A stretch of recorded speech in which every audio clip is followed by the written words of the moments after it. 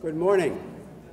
On behalf of the Center for Politics and the People and the Holocaust Education Research Center, HERC, in Milwaukee, who's co-sponsoring this presentation with us, I welcome you all and thank you very much for coming. The turnout is really very heartwarming, and we thank you all. When I began conversations last summer with Brittany Hager McNeely, the executive director of HERC in Milwaukee, to plan this presentation, we thought that it would be appropriate to schedule it in early November, since November 9th and 10th would be the 80th anniversary of Kristallnacht in Germany, the night of the broken glass, when Nazis broke windows of Jewish shops and began the roundup of Jews for concentration camps that culminated in the Holocaust. However, we did not realize last July how important this presentation would be right now.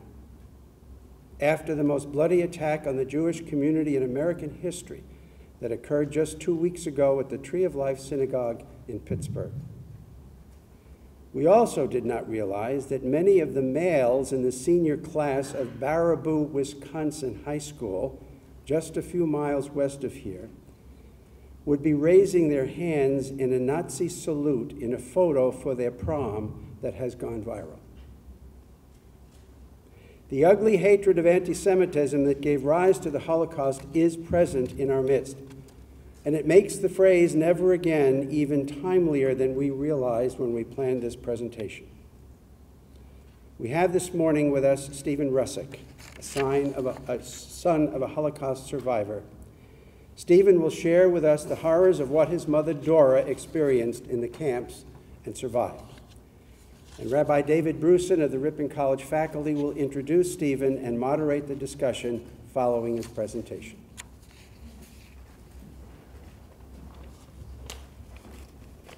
Thanks, Brian. My wife and I lived in Skokie, a Chicago suburb, from 1976 to 1983.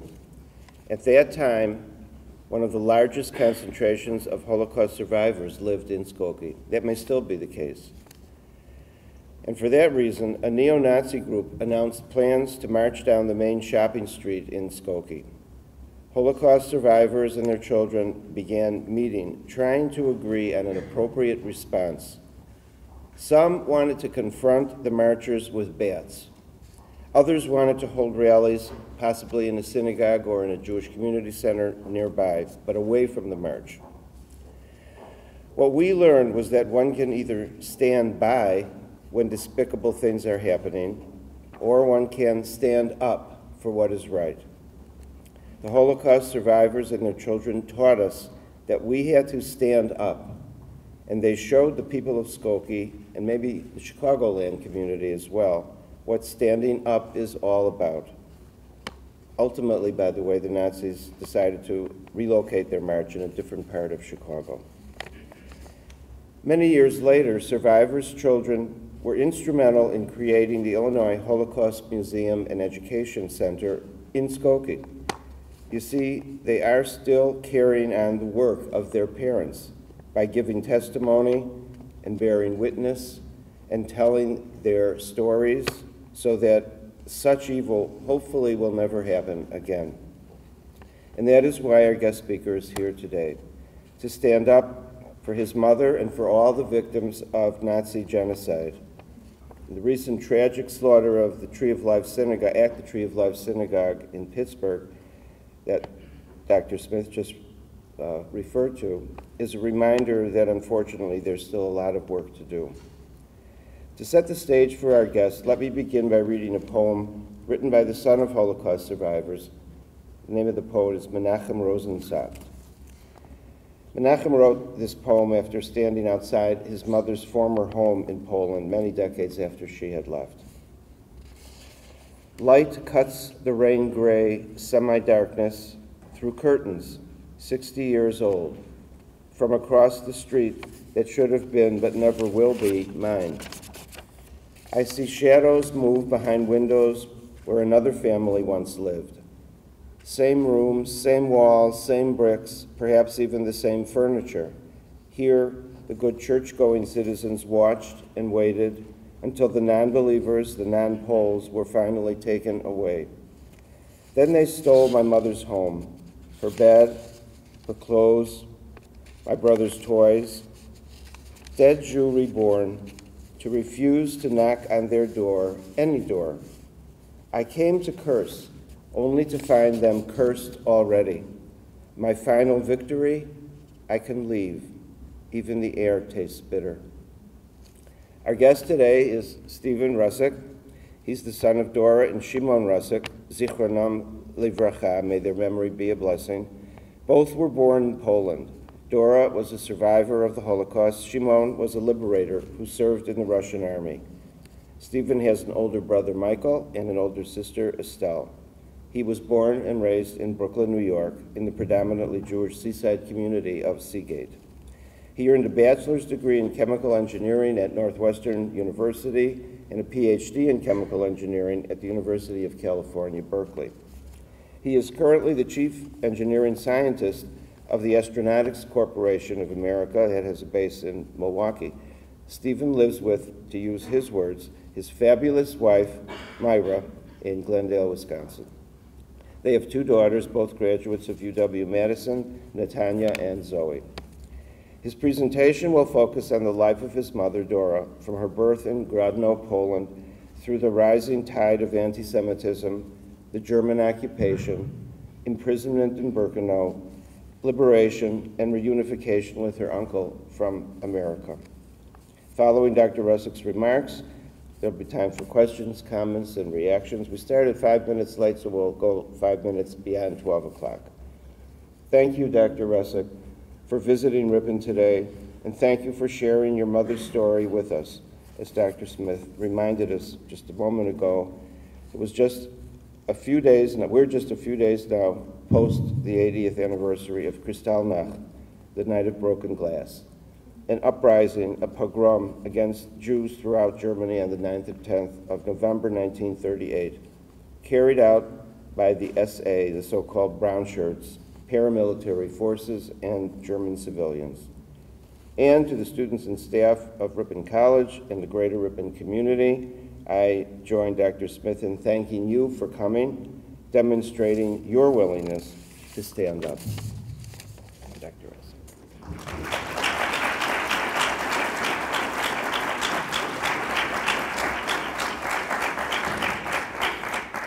Thank you, Rabbi, for the kind introduction. So thank you for inviting me here to speak with you. This is my inaugural attempt at giving this talk. It's been a work in progress. So I'm going to share my brief personal account of the life of my mother, Dora, of blessed memory. My parents, Dora and Shimon, were born in post-World War I Poland. Poland, which was sandwiched between Germany and Russia, was reborn as an independent country in the aftermath of World War I. My parents saw themselves as Litvaks, Eastern European Jews with religious customs traceable to Vilna or Vilnius in Lithuania. Grodno was a large town with a population of about 35,000 people. Jews were an ethnic and religious minority in Poland, comprising about 10% of the population of Poland, but a bit more than 50% of the population of Grodno. The vast majority of Jews of Poland look, dress, eat, and speak differently than their neighbors.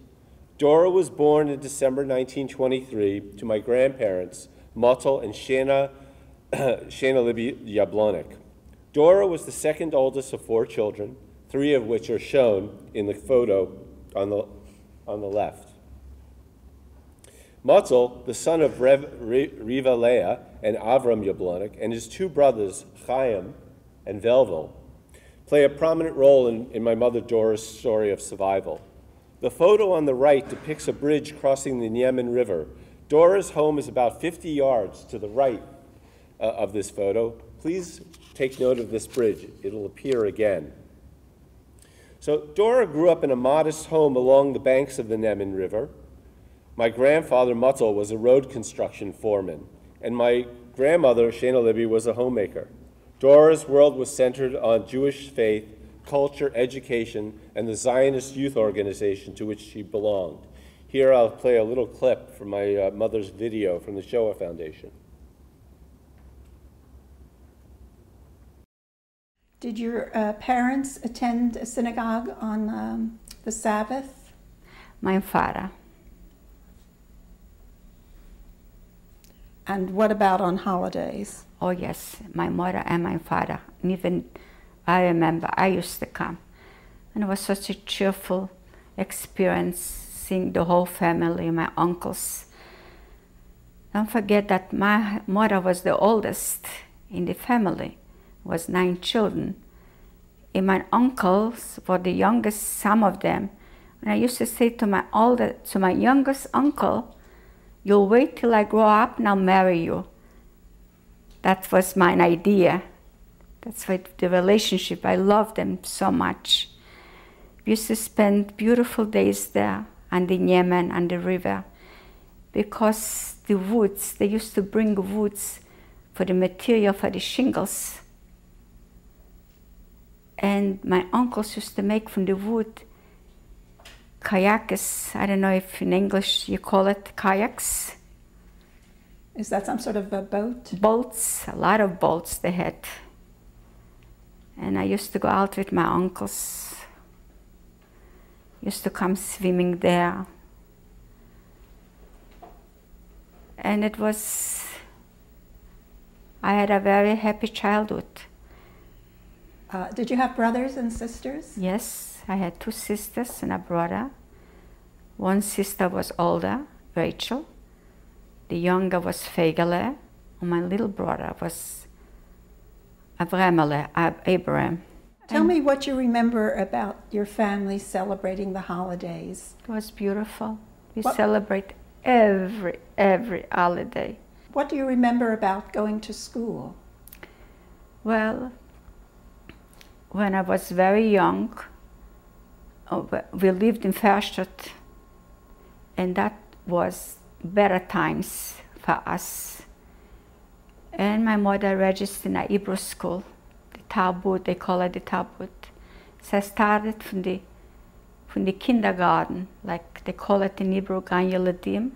I finished, and there are 3 classes. I finished the 3 classes, and then I had to go to continue in the city. They had, the Talmud was a very prestigious school. They had even a seminar to train teachers in Hebrew. But unfortunate, I couldn't, my parents couldn't send me there. I wanted very much. The times were different. The anti-Semitism were blowing out of proportion. My father already at that time lost a lot of contracts. They gave the work, the hard work, they gave better to the Poles. And I couldn't. I could, but my parents couldn't pay for me. So I wanted a lot of things, and I just couldn't. I could, but the times were bad. That's why I said, that time, if I'll marry and I'll have children, I'll do anything in the world that my children should be educated. So Motzel's brother Chaim, as the photo I showed you earlier, anglicized as Herman Yablokov, emigrated to the U.S. in 1924. By 1935, he had become a star of the Yiddish-speaking world. His stage and radio persona, Der Payatz, the clown, is similar to that of David Bowie's Ziggy Stardust of the 1970s, or perhaps Lady Gaga of recent times. He performs in the US and Canada and Argentina and hosts a radio show in New York City. He will show up later in our story. Here is a brief clip of his well-known klezmer song, Paparosin.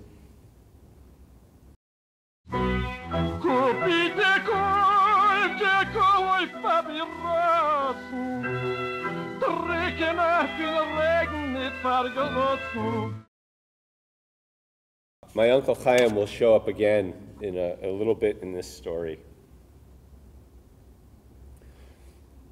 In 1935, Dora experiences a pogrom, an anti-Jewish riot. There were other pogroms in Poland after 1935. Here my mom shares the impact of that pogrom on her family. She's only 11. Imagine the fear she experienced. When you were a school child, did you feel anti-Semitism then? We had a pogrom in Grodno in 1935. It started already that time when the president from Poland, Pilsudski, died, and he was a friend of the Jews. And as soon as he died, it started bad timing. And I was that time, a young kid, but I do remember incidents.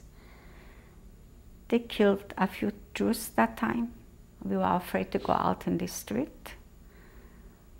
And they made riots by my grandfather in street. He lived with gentle people surrounded. They weren't nice to him in this moment. Terrible. We were far away, but we heard the screaming. They were beating them up. My uncles hid in the water in Yemen. They were hiding. But where we lived, the Jews, the men organized themselves in one house.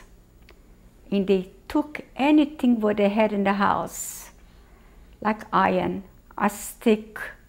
We didn't have no guns. That doesn't come in to think about it. But whatever they had, they took in that house. They didn't sleep nights, but they didn't come to our neighborhood. They knew that's Jewish, and we are organized. Did your family ever think about leaving Poland?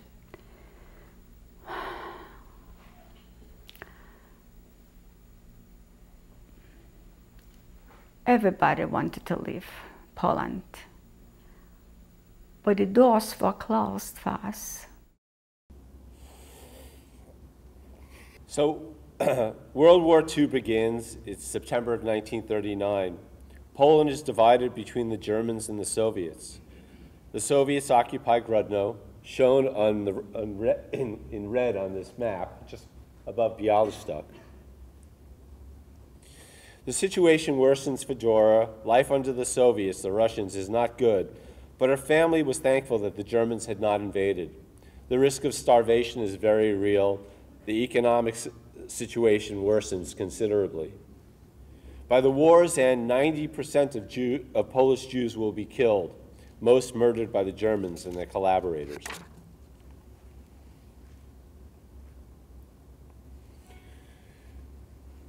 In June, Germans attack their Soviet allies. The Germans now invade Grodno. This film clip shows the Germans crossing the bridge in the photo I shared with you earlier. Dora's home is about 50 yards away to the right of the bridge on the side closest to us. She crosses that bridge just a little bit later that day.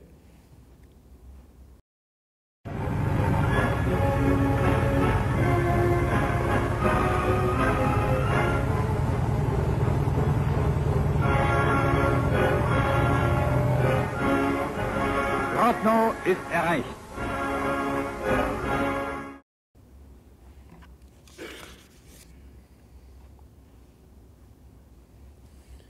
The horror of the Shoah begins for Dora and the Jews of Grodno. Life for them is defined by fear, humiliation, hunger, theft, forced labor, death, terror, and organized murder. For example, Jews are forced to walk in single file in the middle of the streets. They must wear yellow patches on their clothing and are expected to surrender their valuables and money. Failure to comply could lead to severe physical punishment. Incidents of mass murder by the Germans begin. These are rare images depict Jews being herded into the Grodno ghettos. In the context of World War II, a ghetto is a place surrounded by barbed wire, walls where Jews were confined. It was very crowded. Disease and starvation were commonplace. Dora and her parents, younger sister, and brother live in ghetto number 1.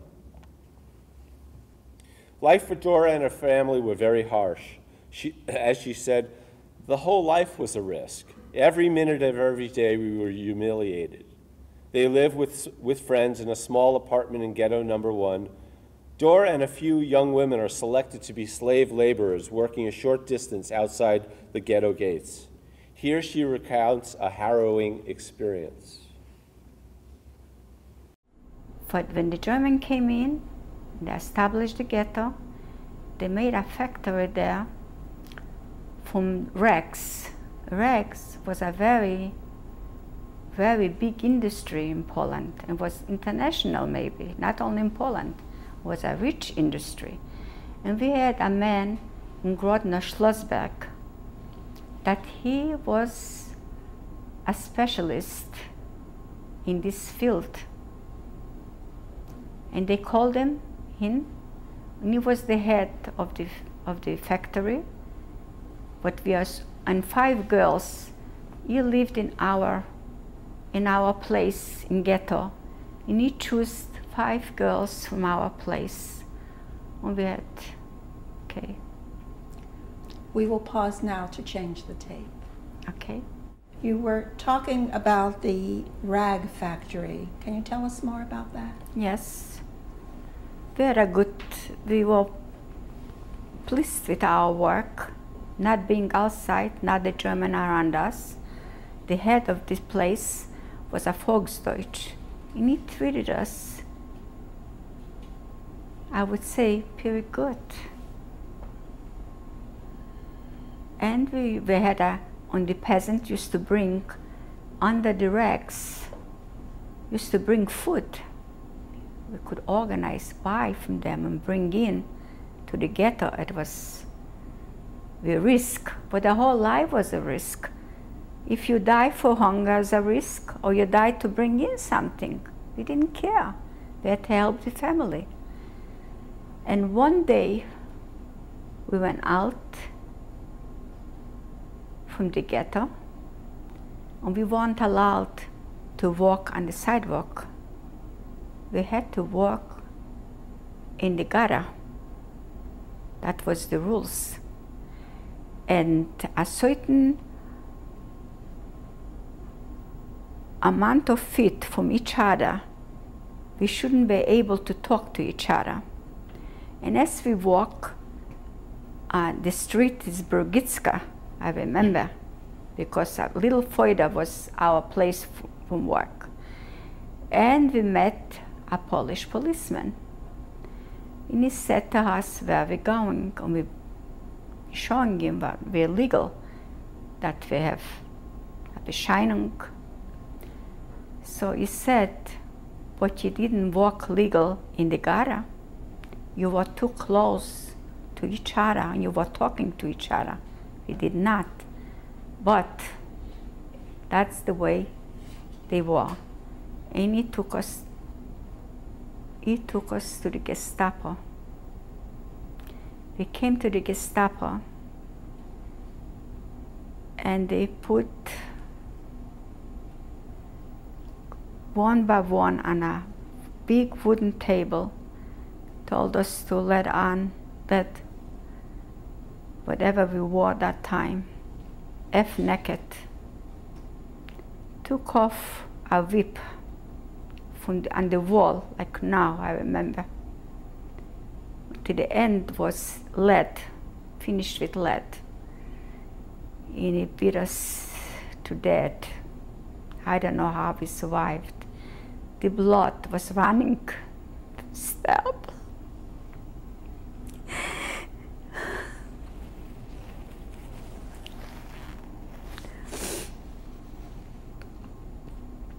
I don't know how we came to the ghetto. We came into the ghetto, but that time they knew already the news that 5 girls were beaten to death in the Gestapo. I came home. My mother asked me, why you came home so early? He said, well, he gave us, it's not too much to work. He gave us off a few hours. So she said, I'll make you something to eat. Sit down. I couldn't sit. And I didn't want to tell her to hide her. She was so hurt. So the liquidation of the ghetto, of the Grodno ghetto, begins in November 1942. Dora witnesses the scene in the top left photo from the rag factory where she worked. Jews from Grodno were marched to Kelbasin, a camp 6 miles from Grodno. Jews from the region were held captive there by the Germans while awaiting trains which would take them to the death camps of Auschwitz or Treblinka. The bottom right image shows the cover of a post-war pamphlet depicting the respected Jewish man of Grodno, Skibelsky. Humiliated by the Germans, he is forced to lead the march wearing a clown's hat, while another man plays the violin, the fiddle.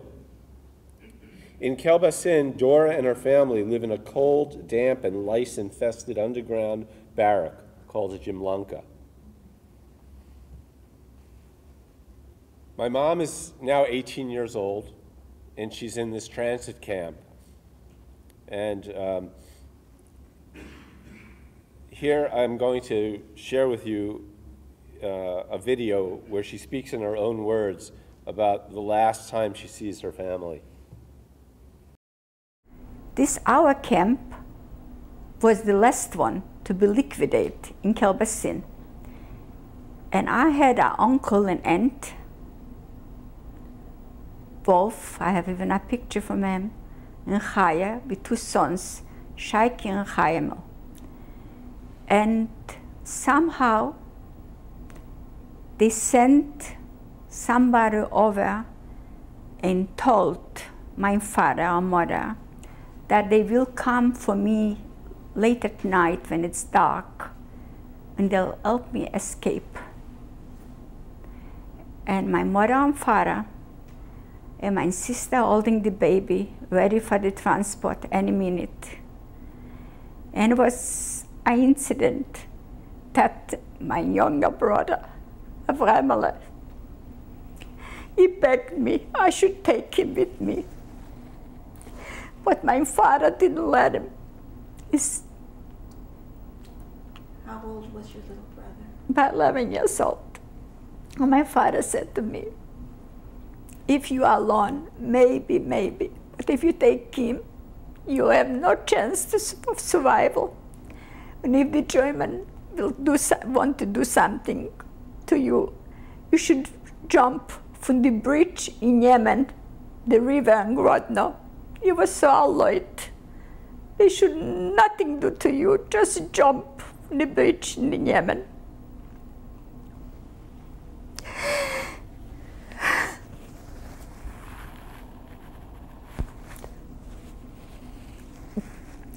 That night, I said the last goodbye to my family.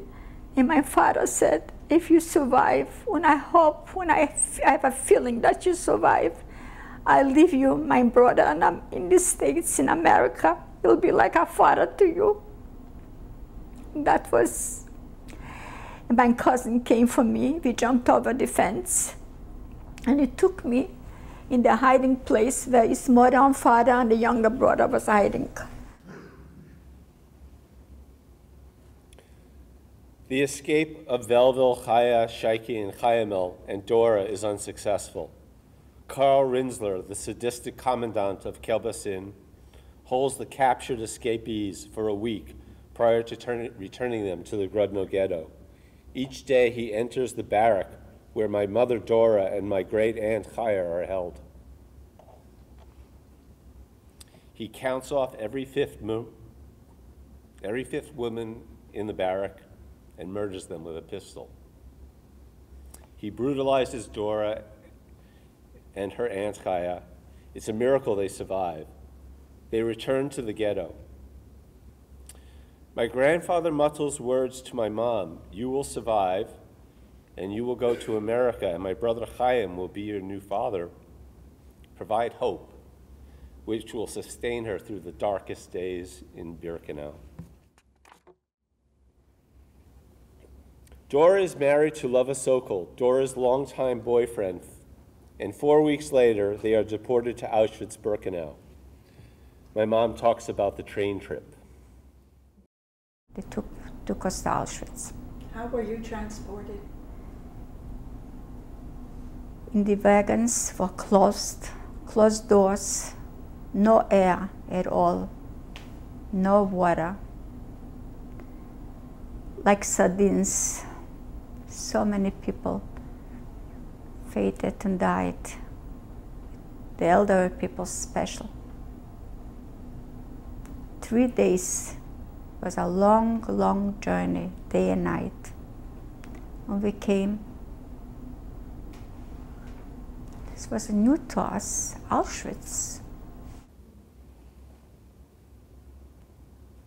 So Mom enters Birkenau. She's 19 years old. Pretty much the same age as the majority of you here today. When Mom was asked why she survived, she said, "I have no answer. I did nothing special I should survive. I was not stronger.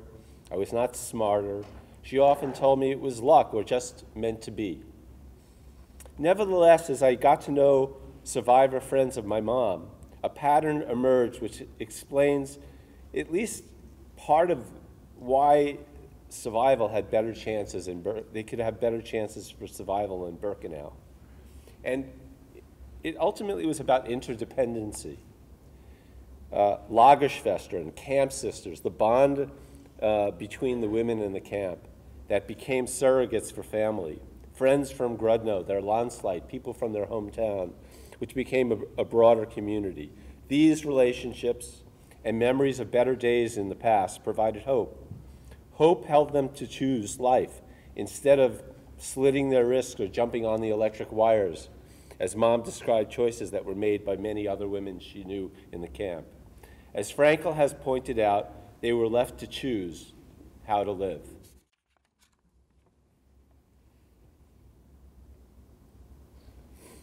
My mom told me that there were very few depictions of Birkenau on film that captured the daily experience.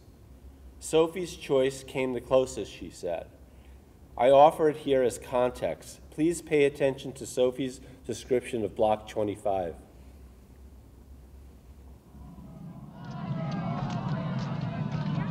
The day they took me to work for Hus, I was forced to walk past Block 25. That is where they took the prisoners that was selected for extermination. The people there were made to stand for sometimes days. They was naked and they had no water. And their hands reach out from the bars and cry and plead. In the summer of 2017, I met Elaine Culbertson, the daughter of Dora Freilich, depicted here in the image. Elaine and I, through a set of truly remarkable circumstances, which we'll be talking about in April of this coming year, next year, learned that Dora Freilich and my mom Dora befriended one another in Birkenau. Here is Dora Freilich in 1984 talking about her experience in Birkenau and meeting my mom. Hope often comes unexpectedly. It was like a helping hand. Everybody tried to encourage everybody else. The older ones tried to do it to the younger. By older, I mean the 25, 27-year-old look to us like we are, children, and they are the older. So they tried to encourage us to try to keep clean, to try to be good to each other, try not to steal the food from each other. And we always paired off like two together. If we got a portion of bread, we ate one in the morning and we kept one. Otherwise, we put together both our portions. We ate one together and we kept one for saving. I was with a girl that was not from my town, and she was from Grodno, and her name was Dora too. And we, like, for a little time shared we slept on the same bunk together, and we shared the food together. And she used to tell me, she says, "You'll see, we'll live," and I have an uncle in America. There was no United States, and he's a big actor. we'll come to him. He's my uncle, and you'll see. We'll have it so good. Her uncle was... He really was an actor? he was her uncle. He was, what was his name? He played in Papyrossen. On the Jewish stage? Yeah, the Jewish stage. Yeah, oh gosh, how can it escape me now? Oh, I forget his name now. I don't think he's alive anymore, but he played in the play Papyrossen, Right. with cigarettes, Mm-hmm. with his wife, and that was her uncle, that was her father's brother. And obviously they stayed in contact very close because she knew that his place, the Jewish theater, she even knew Brooklyn. We called it Brooklyn.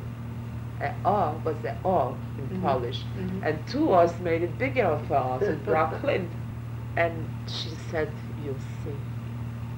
He'll be so good to us because he always sends us money. This is where we come back, that the families did help. He sent us for every Yom Tov. He sends us money, and we have something to live on, and we'll be with him. He lives in Brooklyn. That sounded like heaven. That sounded like heaven. That gave you a little bit of hope, which was very little left. Very little. We knew that people were killed, but people were burned. We knew that there was the crematoriums going day and night. We knew that there is nobody left, but you somehow hope that maybe there is somebody that ran away, maybe on the outside. Yablokov. What is that? That was the name of the actor. I knew. Oh. I knew because he was a very famous. So Mom arrives in Birkenau on the 23rd of January 1943 and is assigned to work in the detail outside the camp, digging ditches and moving blocks. This is before she was assigned to Canada later. This video describes her situation in late winter 1943. Here she mentions Block 25, the Revier, the camp infirmary. Yes, as it is completely insane, there actually was an infirmary or a hospital inside Birkenau. And Dora, and she also talks about Dora from Pruzhny, this woman, Dora Freilach, from the last video. And in this, my mom talks about choosing life. It went on by me till March of 1943. By that time, I resigned from life. I was very ill, very sick. I was burning like a fire. My friends from my city will try to stay together, stick together, always, to help each other. They dragged me in the camp. When I made up my mind that time that I'm going to no more go to work, and if you don't go to work, that's the crematorium. But I didn't care anymore. A few higher rank assessment was there, and the Revier was the hospital of the camp, was next to the Block 25. When he told some of the SS said, let's stop. And we stopped, and they looked over, and they said, and they came to me, and they said, what's wrong with you? I could have told them I'm burning, I have God knows what. But at the moment, I said I have problems with a leg. So me, in another Dora, from Pruzhny, not far from Bialystok, really I met her every winter she comes to Florida.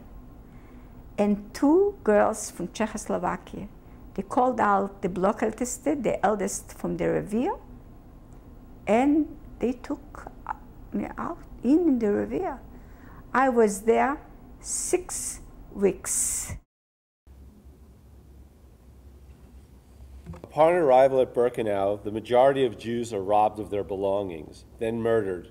Their bodies are plundered for gold in their teeth and then cremated. In late spring of '43, Mom and a number of other women from Grodno, including Leah, Malka, Taiba, and Mirka, get assigned to the Canada work detail, sorting clothing and bundling it up so that it can be transported to Germany. They are extraordinarily lucky. They are able to occasionally get a shower. They organize, as it is known. They interact with the men in the camp to trade information and goods. They trade contraband for food. They smuggle shoes to friends in the camp and help one another at truly grave risk to themselves. But for the most part, they just try to survive.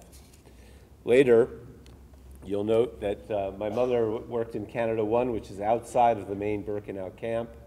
And in winter 1943, she's taken to a part of Canada that's within the camp. We'll talk about that a little bit more now. In early winter, they moved to Canada, and my mother's bunks are the ones that are shown in the dotted gold, yellowish, shown by the arrow here. And that's where they sleep. And they're but a couple of 100 yards from the crematoria right in front of them, plus crematoria 2 and 3 all the way to the left. So they're just surrounded by death. In October '44, Dora and the women of Canada 2 witnessed the revolt taking place a few hundred yards from where they work. This was one of the few revolts in the German death camps. A young Greek Jew from the Sonderkommando comes to their barracks. They hide him in a pile of socks. The Unterscharführer, the German in command, announces he will be shooting the women if they don't give him up. They remain silent. The young man comes out of hiding to save the women. He's shot by the Unterscharführer. Why take a stand, Mom has said. We will all burn eventually. So they had already gotten to the point where they were willing to take these risks as an act of defiance. In the 1990s, Dora testified in Germany at the war crimes trial of this Unterscharführer, Heinz Kuhnemann, for the murder of this brave young man. In January 1945, the Germans evacuate the Auschwitz camps. Dora and the Grodno women march for a week until final transport by open coal car trains to the Ravensbrück concentration camp. Later, they are taken for slave labor to the Malkov subcamp of Ravensbrück. Sometime further later, with the Soviets nearing, the Germans fearing retribution, the remaining survivors are eventually taken on a death march. The German overseers disappear one morning in early May, and they are left, and they end up being liberated by the U.S. Army near Grimma, Germany. Mom was asked about the evacuation and the death march, if they were allowed to rest. She said, "If you want to rest, you rested forever." Weeks later, having recovered some strength, the women decide to return to Grodno. They are unsuccessful. They are interred by the Soviets in a moving camp to be taken to Siberia. The camp commander turned out to be Jewish and released them near the town of Kovel. In Kovel, my mom meets my dad, Shimon Rosenbaum. Shimon escaped to Russia with his brother Yaakov and later served in the Soviet army, where he fought and was critically wounded in the Battle of Berlin. Months after arriving in Kovel, the camp sisters were married together under a single chuppah, a wedding canopy. Avoiding a new wave of anti-Semitism in post-war Poland, my parents leave with the Bricha, eventually ending up in a displaced persons camp near Wegscheid, Austria. From the DP camp, Mom locates and contacts her Uncle Chaim in America. Unknown to Mom, Uncle Chaim, Herman Yablokov, that Yiddish actor we've been talking about in the background, is making preparations to tour DP camps in Germany, Austria, and Italy to entertain refugees waiting for new places to call home. He will go on to entertain 140,000 refugees in over 80 DP camps during his 7-month tour. At the beginning of his tour, Uncle Chaim surprises Mom, pregnant with my brother Michael, and my dad at the Wegscheid DP camp. This photo was taken at that reunion. The plan conceived by my grandfather Mutzel and his brother Velvel in Kelbesin is realized. Uncle Chaim makes preparations to help my parents emigrate to the U.S. They arrive in New York as refugees, depicted here. My great Uncle Chaim with his wife Bella, Mom, Dad, and my brother Mutzel Michael. Uncle Chaim was indeed my mother's new father, as my grandfather had promised. We should also note, in light of the events in Pittsburgh, my uncle is wearing a patch on his arm from the organization Hayas, and my brother is wearing a similar button on his clothing. Here's a picture of the book signing of my mother's memoir in 2011. And she was 87 years old at the time. It was the signing ceremony for her book, her memoir. Every day in my mind I have this. Dora passed away on the 16th of Elul, 5775, 2015 on the secular calendar. She was 91 years old. She kept her promise, she told her story, and she did everything possible to ensure that my brother, my sister, and I were well educated.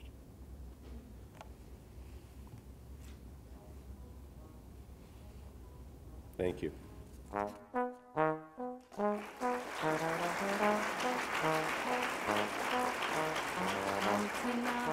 An der Bulge finsteren Mitte steht ein Ingale vertreuert in Kitzacharim. Den Regen schützt im Norden. I can see you all join me in thanking Dr. Russick for this moving presentation. There's no time for questions, but I'm sure you feel as I do. I feel that I know a lot about Dora. I feel close to her, even though this is the only time I've met her. Thank you again for coming.